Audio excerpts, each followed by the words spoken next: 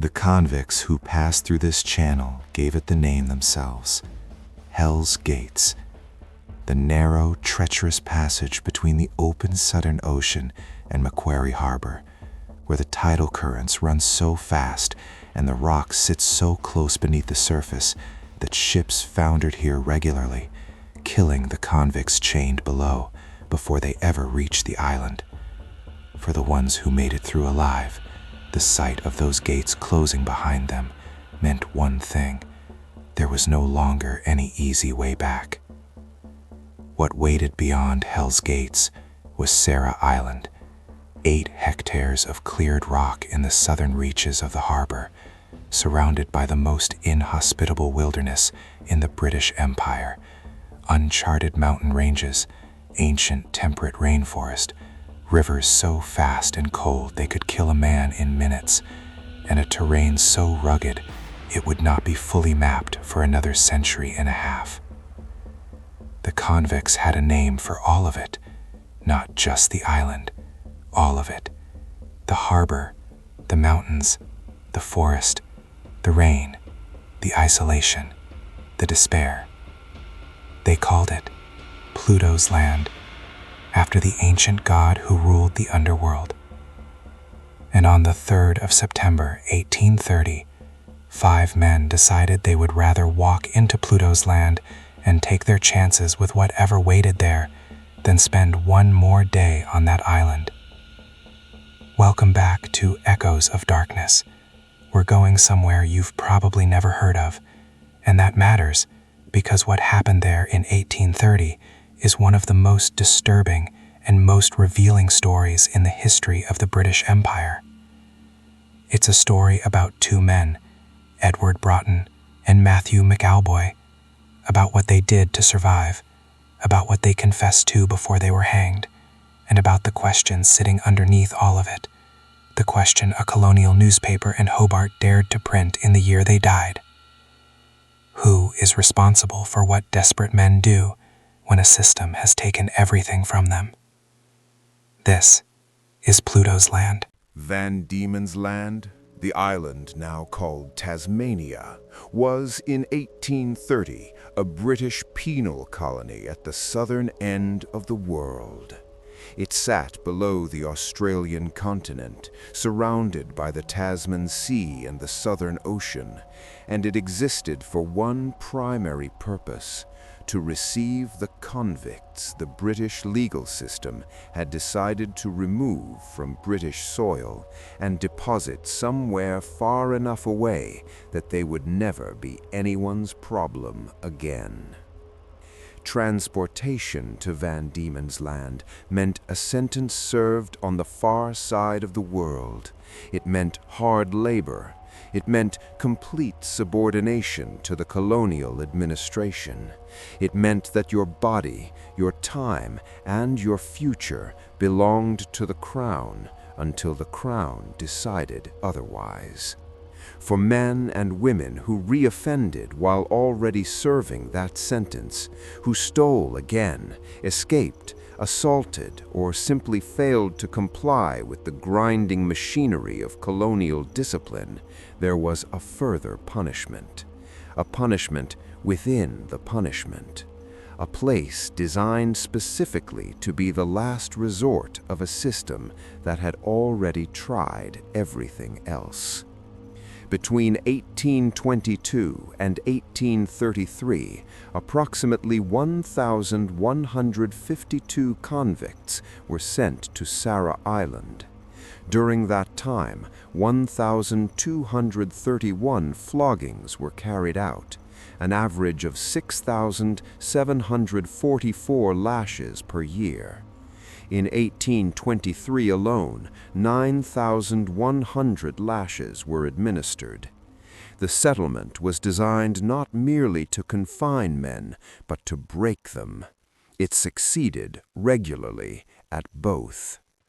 The men who were sent to Macquarie Harbour were not, in the eyes of the administration, redeemable. They were incorrigible. They were the worst of the worst. A category that, in practice, included men who had stolen food because they were hungry, men who had tried to escape conditions of near slavery, and men who had committed the additional offense of being Irish and Catholic in a system designed by and for the English Protestant establishment. The road to Hell's Gates was paved with the ordinary desperation of ordinary men pushed past ordinary limits. Sarah Island was by any measure one of the most terrible places the British Empire ever created. The barracks were so crowded that convicts could not sleep on their backs. They slept on their sides, pressed together, the walls weeping with damp. The food was a thin oatmeal broth called skilly, served twice a day. There were no vegetables. Scurvy and dysentery were not occasional problems. They were permanent features of life on the island. Men reported going days without adequate food while performing back-breaking labor in the rain and cold. The labor itself was the logging and rafting of Huon pine, ancient hardwood trees from the surrounding forests, felled by men working in chains, sometimes standing in freezing water to their necks to maneuver the logs into the river. The timber was immensely valuable. The men cutting it were worth nothing. Commandant Cuthbertson personally supervised each flogging, walking up and down the gangway beside the triangle, the wooden stand to which men were bound, legs spread, hands above their heads. He set the pace of the lashing by the pace of his walk. He could slow it down. He could speed it up. When convict James Mason chopped off 2 of his own fingers, probably deliberately, Cuthbertson charged him with damaging himself in order to deprive the government of his labor. He was given 50 lashes. The punishment for attempting to escape was 100 lashes and 6 months in irons. This was later reduced to 50 lashes, not out of mercy, but because investigators found that absconders were regularly choosing to starve to death in the wilderness rather than return to face another flogging. The punishment had become less terrifying than the alternative, which tells you something about the alternative. In 1827, a group of convicts in the chain gang on Small Island sawed through their irons and murdered one of the guards. They offered no defense at trial. They had killed him specifically to be transported to Hobart and executed. They preferred death, a rope in Hobart Town, to continued existence on Sarah Island. They got what they wanted. The terrain surrounding Macquarie Harbour, the terrain that any escapee would have to cross on foot to reach any settled part of Van Diemen's Land, was among the most hostile in the world, uncharted. Mountain ranges with no passes marked on any map, rivers of glacial snowmelt, ancient temperate rainforest so dense that light barely reached the ground, a climate that could kill in hours. No paths, no trails, no help. This is the landscape that Broughton, McAlboy, and their 3 companions chose over another day on Sarah Island. The 5 men, who they were and why they ran. Their names are recorded in the colonial records of Van Diemen's Land, which is the only reason history remembers them at all. Richard Hutchinson, William Coventry, Patrick Fagan, Matthew McAlboy, sometimes recorded as McAvoy, and Edward Broughton. Their individual histories are thin in the record. What we know is what the system recorded, their names, their sentences, their transgressions within the colony, the date of their escape. The colonial administration was meticulous about those details. It cared very little about the men behind them. On the 3rd of September, 1830, all 5 of them ran. The method is not specified in the sources, whether they stole a boat to cross the harbor or went overland from a timber camp. The record does not say with certainty. What the record confirms is that they were gone, and that they were upwards of 30 days in the wilderness before the 2 survivors emerged. 30 days in the Tasmanian West Coast wilderness in the autumn of 1830. No maps, none existed. No guide, no one who knew this country would have helped them. No supplies beyond what they could carry or find.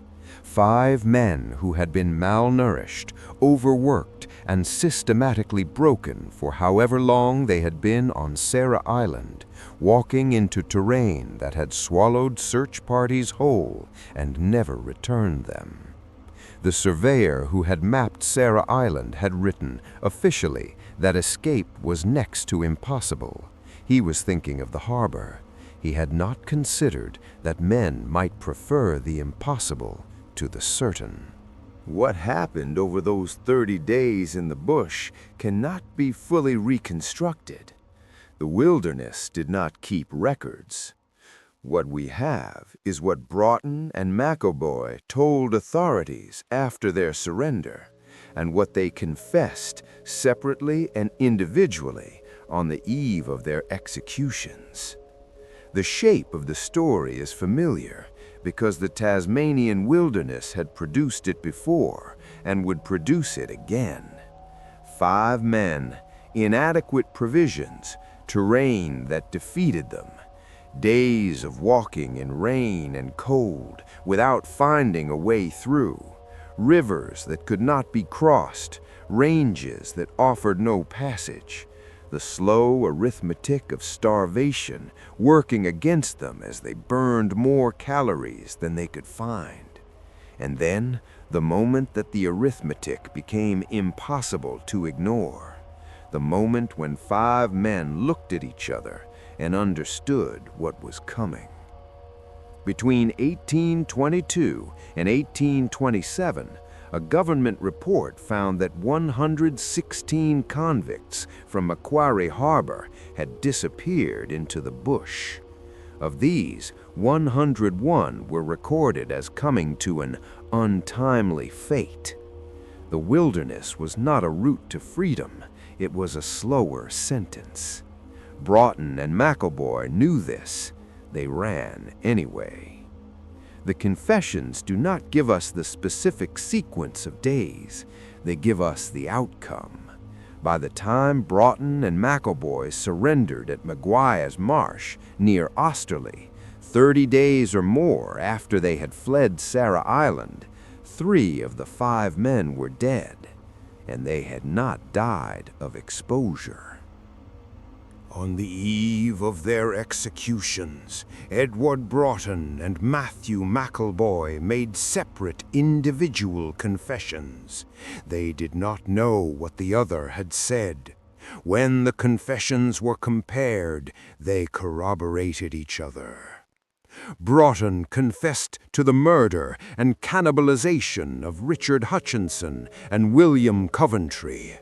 He also implicated McAlboy in the deaths, and stated that McAlboy had murdered Patrick Fagan, the 5th man, despite Broughton's attempts to convince him not to.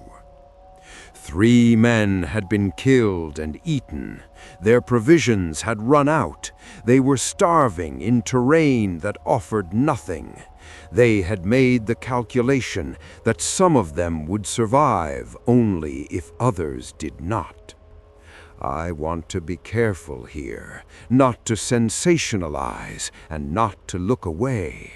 Survival cannibalism is one of the most extreme human acts, and it is one that history has produced in conditions of sufficient desperation with a consistency that tells us something important. The survival drive, at its most extreme, overrides everything else.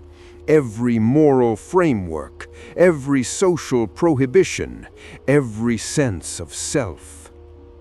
These men were not monsters who had found an excuse. They were men who had been pushed past the point where the rules of the world they came from still applied. The wilderness had its own rules, and the wilderness had won. The confessions were published in the Hobart Town Courier and the Colonial Times. Broughton's account was described in the contemporary press as sensational. Both newspapers printed the details. Both audiences read them. Van Diemen's Land had seen this before. The case of Alexander Pearce, 8 years earlier, had prepared the colony to some extent for what the western wilderness could reduce men to, but it had not made it less shocking. When Broughton and McAlboy surrendered at Maguire's Marsh, they did not confess immediately. They offered a different story. The 3 men had been killed by natives, by Aboriginal Tasmanians, who were, in the colonial narrative of 1830, a convenient explanation for unexplained deaths in the wilderness. The timing matters here. 1830 was the height of what the colonial administration called the Black War, a period of brutal conflict between British settlers and the Aboriginal peoples of Van Diemen's Land that had been ongoing for years and would culminate infamously in Governor Arthur's Black Line later that same year. The claim that Aboriginal people had killed the 3 men was, in the colonial context, entirely plausible. Plausible enough, perhaps, to be believed. It was not believed. The judge who sentenced Broughton and McAlboy did not accept the story and said so explicitly in his sentencing remarks. If their consciences were burdened with the crime of murder, of which there was much reason to fear they were guilty, he exhorted them to make their peace with God before they appeared before his bar. The sentencing judge, addressing Broughton and McAlboy, 1831, paraphrased from the Colonial Times. The judge could not prove murder. He could not disprove the Aboriginal people's story with the certainty that a capital charge required, but he did not believe it. His words to the condemned men were a direct invitation to confess, which, on the eve of their executions, they did. The lie had held long enough to complicate the prosecution. It had not held long enough to save them. And it had introduced into the colonial record a piece of evidence worth examining. 2 starving men, emerging from 30 days in the wilderness, immediately blamed the nearest available scapegoat.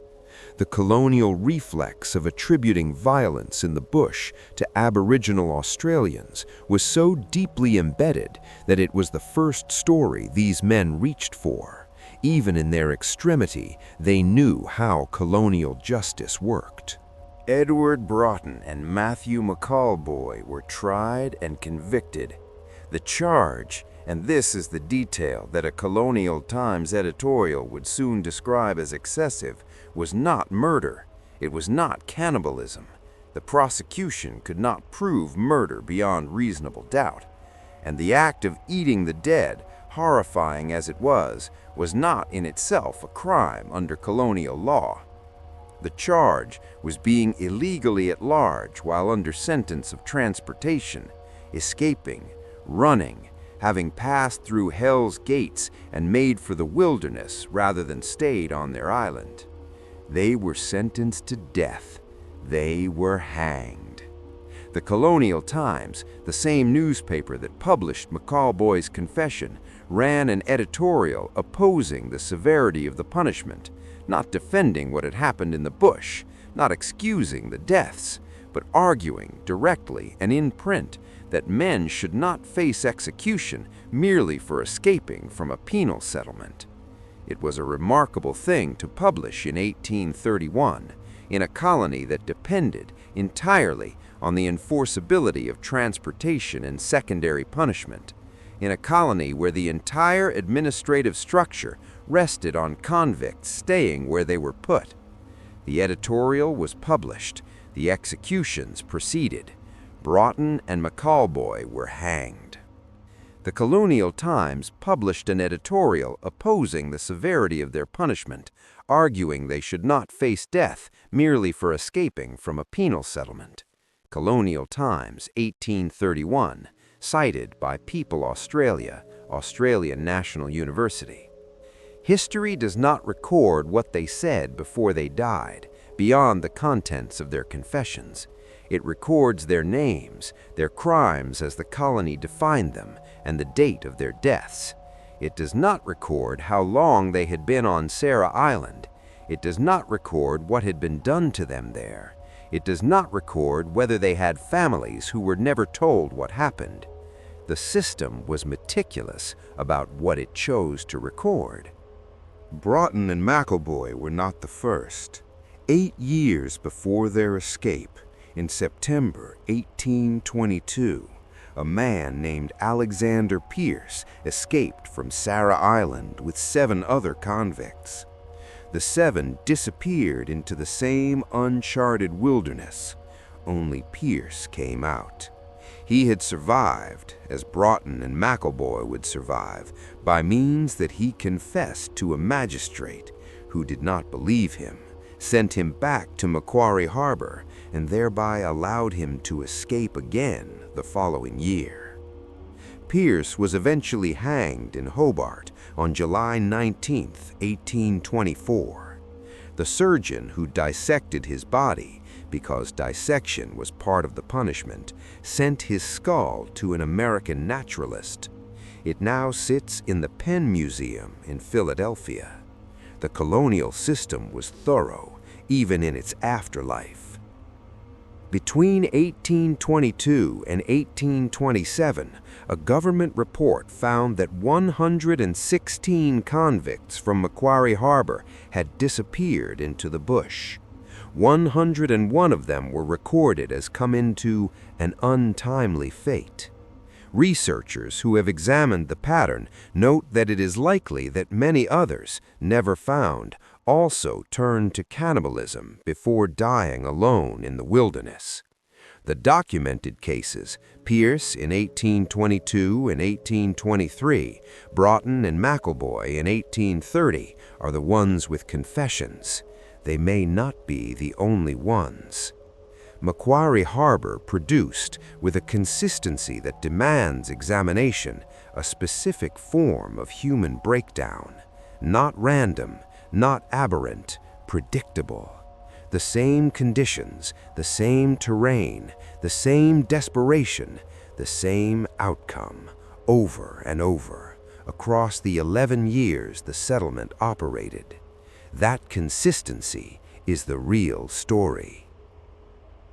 The names of the 5 men who escaped on September 3, 1830, are preserved in the colonial record, because the colonial record was thorough about men who broke its rules. What the record does not preserve, what it had no category for, no ledger column for, is what had been done to them before they ran. The lashes, the skilly, the triangle by the waterline, the nights pressed against strangers in barracks too crowded to turn over, the work in chains, in water, in rain, cutting timber for an empire that had decided they were worth less than the wood. Edward Broughton, Matthew McAlboy, Richard Hutchinson, William Coventry, Patrick Fagan, 5 men who passed through Hell's Gates not because they were born killers or because they were uniquely monstrous, but because the system that held them had calculated, precisely and deliberately, that their suffering was acceptable, that the cost of keeping them on that island was a cost someone else was paying. The Colonial Times editorial that argued against their execution was asking the right question. even if it was asking it too late, and even if asking it in print in a British penal colony in 1831 was an act of considerable editorial courage that changed nothing.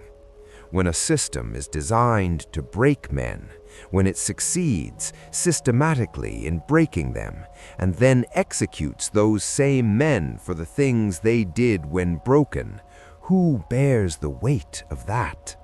The system said Broughton and McAlboy. It put their names in the ledger. It hanged them. It moved on. 500 kilometers away, Sarah Island continued operating for 2 more years before it was quietly closed in 1833. The ruins are still there. The grass grows through the bricks. The harbor is beautiful. Hell's Gates still runs fast and cold between its rocks. The past doesn't disappear.